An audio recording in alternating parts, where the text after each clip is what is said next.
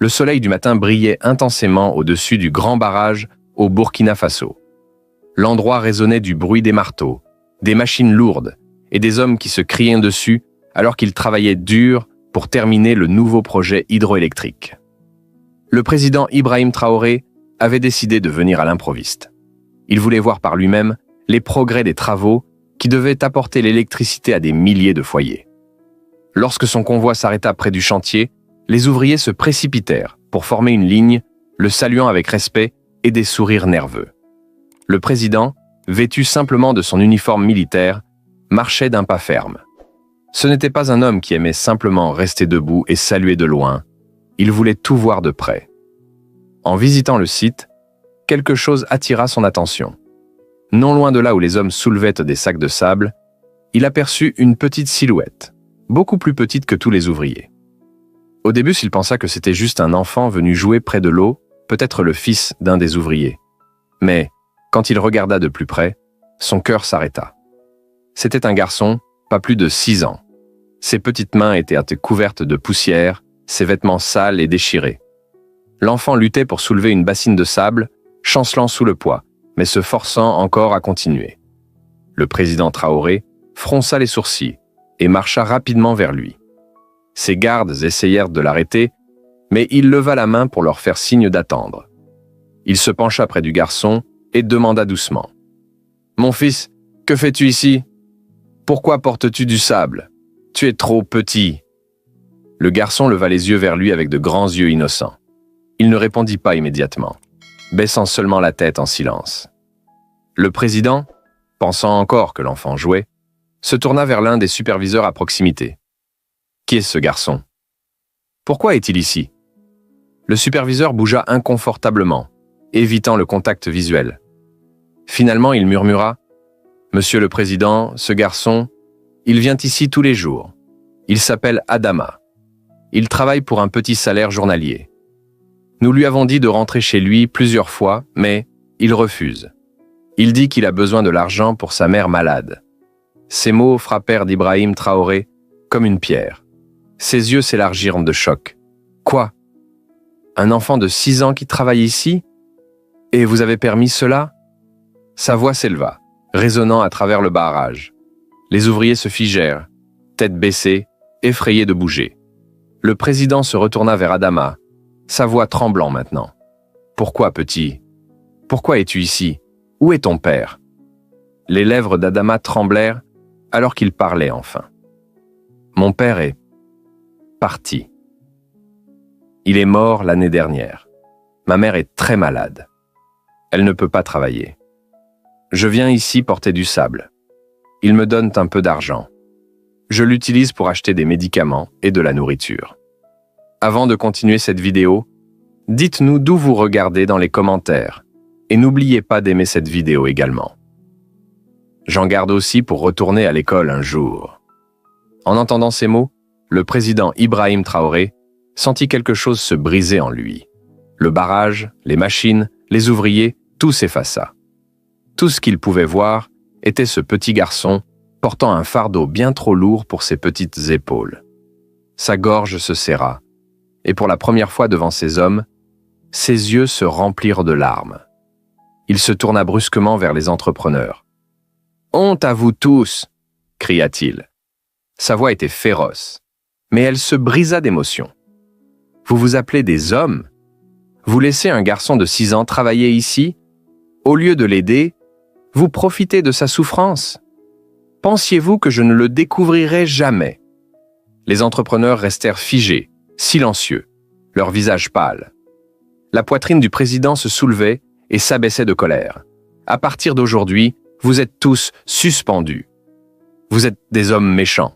Méchants!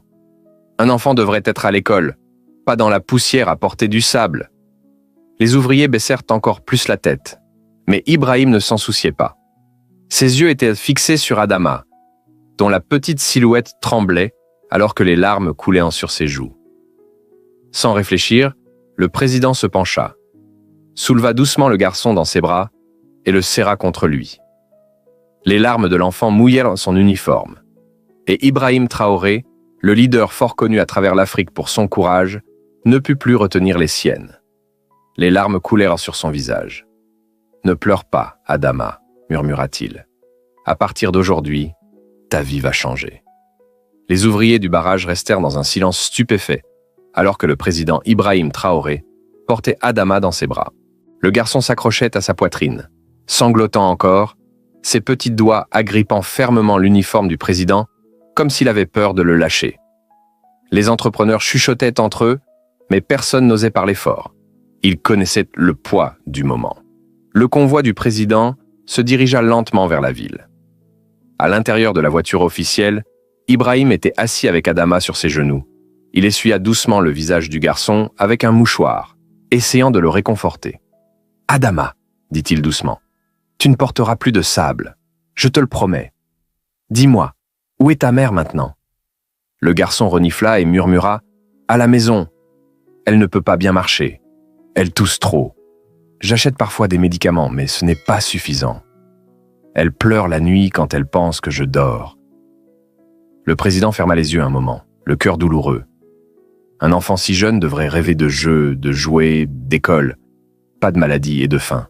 « Ne t'inquiète pas, mon fils, » dit-il doucement. « Aujourd'hui, nous irons voir ta mère ensemble. Mais d'abord, trouvons-toi des vêtements. Tu ne peux pas y aller comme ça. » Le convoi s'arrêta dans un petit marché à Ouagadougou. Le président sortit avec Adama, choquant tout le monde autour. Les gens haltèrent et s'inclinèrent, murmurant de surprise en voyant leur leader marcher parmi eux en portant un enfant. Ils entrèrent dans une boutique de vêtements. La commerçante, une femme âgée nommée Madame Salimata, faillit s'évanouir quand elle réalisa qui se tenait devant elle. « Monsieur le Président !» cria-t-elle, laissant tomber les tissus dans ses mains. Ibrahim sourit seulement chaleureusement. « Aujourd'hui, je ne suis pas ici en tant que président. Je suis ici en tant que père. S'il vous plaît, montrez-nous des vêtements pour ce garçon. » Les yeux d'Adama s'élargirent alors qu'il regardait autour de lui les rangées de chemises propres et colorées, de pantalons et de chaussures. Il n'avait jamais vu tant de choix. Le président s'agenouilla à côté de lui. « Choisis ce que tu aimes, Adama.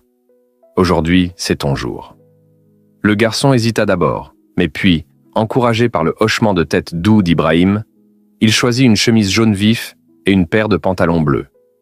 Il pointa aussi timidement vers une petite paire de baskets. « Bon choix, » dit Ibrahim, souriant à travers les larmes qui s'accrochaient encore à ses cils. « Essaie-les. » Quand Adama sortit de la cabine d'essayage, portant les nouveaux vêtements, les gens dans la boutique applaudirent doucement. Le visage du garçon s'illumina d'un sourire pour la première fois de la journée. Il se regarda dans le miroir, ayant peine à croire que le garçon qui le regardait était lui. « Tu ressembles à un prince, » dit Ibrahim fièrement. « Et, à partir d'aujourd'hui, c'est ce que tu es. » Le convoi continua ensuite son voyage. Adama les dirigea vers un petit quartier, à la périphérie de la ville. Les maisons étaient en fait de briques de terre, avec des toits de tôle rouillée. Les enfants couraient pieds nus dans la poussière, et les femmes vendaient des légumes dans de petits bols au bord de la route. Finalement, ils s'arrêtèrent devant une petite maison, avec une porte en bois cassée. Adama tira sur la manche du président. « C'est là que nous vivons. » Le président entra à l'intérieur. La pièce était sombre et sentait légèrement l'humidité. Sur un matelas mince gisait une femme frêle, toussant faiblement. Ses yeux s'élargirent de choc en voyant son fils entrer en tenant la main du président du Burkina Faso. « Adama, qu'est-ce que c'est? Qu'as-tu fait ?» cria-t-elle, luttant pour s'asseoir. « Ne vous inquiétez pas, madame, » dit Ibrahim doucement, se rapprochant de son lit. « Je suis ici pour aider. » Elle s'appelait Awa, une veuve au début de la trentaine, bien que les difficultés aient vieilli son visage bien au-delà de ses années. Elle regarda le président avec incrédulité, puis son fils, qui rayonnait maintenant dans ses nouveaux vêtements. Les larmes remplirent ses yeux fatigués. « Mon garçon, il travaille trop dur, » murmura-t-elle. « Je lui ai dit de ne pas le faire, mais il n'écoute jamais. Il dit qu'il doit s'occuper de moi. » Ibrahim s'agenouilla près de son lit. « Vous êtes une femme forte, Awa. Vous avez élevé un fils avec un cœur plus grand que ce monde. Mais à partir d'aujourd'hui, vous ne souffrirez plus seul. Nous vous emmènerons à l'hôpital. Vous avez besoin de soins et vous les aurez. » Hawa s'effondra en larmes, couvrant son visage de ses mains. « Dieu a exaucé mes prières », murmura-t-elle. Sans perdre de temps, le président ordonna à son équipe d'apporter un brancard. Les gardes, bien qu'habituellement stoïques et impassibles, bougèrent avec tendresse en aidant à soulever la femme affaiblie. Adama marcha à côté d'eux, serrant fermement la main de sa mère, craignant que s'il la lâchait, elle pourrait disparaître. À l'hôpital municipal, les médecins se précipitèrent pour soigner Hawa. Le président Ibrahim s'assura qu'elle soit admise dans une chambre privée où elle reçut un traitement immédiat. Alors qu'il se tenait au pied de son lit, la regardant enfin se reposer paisiblement, il fit un vœu silencieux. Cette famille ne connaîtra plus jamais la faim ni la douleur. Il pose sa main doucement sur l'épaule d'Adama. À partir d'aujourd'hui, tu es aussi mon fils. Et ta mère est ma sœur. Je ne vous abandonnerai pas. Adama leva les yeux vers lui, ses yeux brillants de gratitude, et pour la première fois, il murmura « Merci, Baba Ibrahim ». La chambre d'hôpital était silencieuse, à l'exception du bruit régulier de la machine à oxygène. Hawa reposait paisiblement. Sa respiration n'était plus aussi laborieuse. Adama était assis à ses côtés, tenant sa main et refusant de la lâcher. Le président Ibrahim Traoré se tenait près de la fenêtre, regardant le garçon avec un cœur lourd, mais plein de détermination. Pendant des années, il avait vu des rapports sur des enfants forcés de travailler, des enfants qui mendiaient dans les rues ou portaient des charges plus lourdes que leur petit corps. Mais se retrouver face à face avec l'un d'eux, entendre son histoire, avait transpercé son âme d'une manière qu'aucun rapport n'avait jamais pu faire. Il se tourna vers l'un de ses assistants, le capitaine Seydou, un officier loyal qu'il avait suivi depuis les premiers jours. « Seydou, dit Ibrahim fermement, cet enfant doit retourner à l'école. Prépare les documents immédiatement. Je veux qu'Adama soit inscrit dans la meilleure école de Ouagadougou. »« Oui, monsieur le président, » répondit Seydou avec un salut. Plus tard dans la soirée, Ibrahim s'assit avec Adama à l'extérieur de l'hôpital. Le garçon était silencieux, regardant les étoiles. « Adama, » commença Ibrahim doucement, « aimes-tu l'école » Le garçon hocha la tête. « Je l'adore.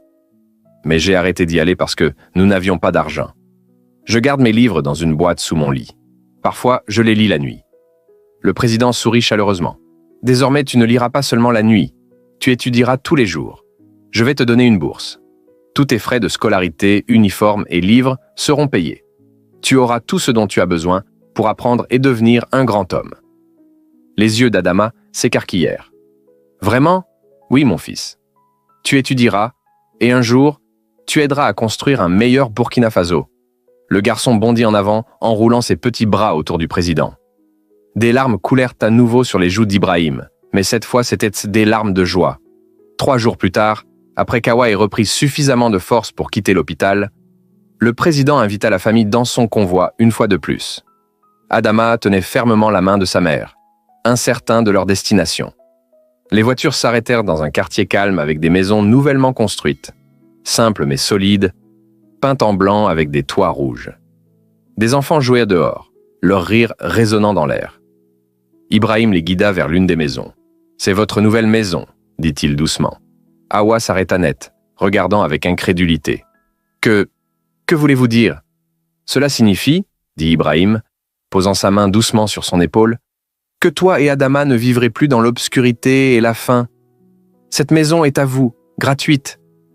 Ici vous dormirez paisiblement, ici tu guériras, ici ton fils grandira. » Adama courut à l'intérieur, ses yeux brillants alors qu'il explorait les pièces. Il y avait un petit salon, 2 chambres, une cuisine et même une salle de bain avec l'eau courante. Il sauta sur le lit, riant, incapable de croire que c'était réel. Hawa tomba à genoux, couvrant son visage, alors que les larmes coulaient. « Qu'Allah te bénisse, Ibrahim Traoré, qu'il te protège toujours. » Le président s'agenouilla à côté d'elle, la soulevant doucement. « Ne me remercie pas. Remercie ton fils. Son courage nous a menés ici aujourd'hui. » Une semaine plus tard, le président convoqua une conférence de presse nationale. La salle était bondée de journalistes, ministres et citoyens ordinaires, désireux d'entendre ce que leurs dirigeants avaient à dire. L'histoire du garçon au barrage s'était déjà répandu comme un feu de brousse à travers le pays. Quand Ibrahim entra, la salle devint silencieuse. Il se tint droit au podium, sa voix ferme, mais remplie d'émotions profondes. « Frères et sœurs du Burkina Faso, commença-t-il, il y a quelques jours, j'ai visité un chantier de construction au barrage.